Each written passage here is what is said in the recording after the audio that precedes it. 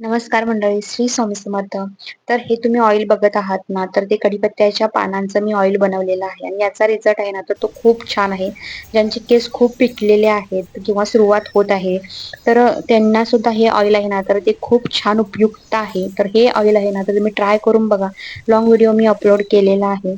कढीपत्त्याची पानं आहेत ना, तर ती किती घ्यायचं, ऑइल किती घ्यायचं, हे पूर्णपणे मी तुम्हाला सांगितलं आहे व्हिडिओमध्ये. तर कढीपत्त्यामध्ये व्हिटॅमिन, फॉस्फरस आणि आयर्न असल्यामुळे केसांच्या आरोग्यासाठी हे अत्यंत फायदेशीर आहे.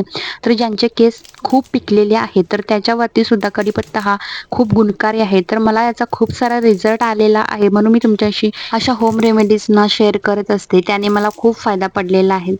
जेव्हा माझे केस खूप पिकलेले ना, तेव्हा सगळे म्हणत होते, की डाय वगैरे करून घे तसं.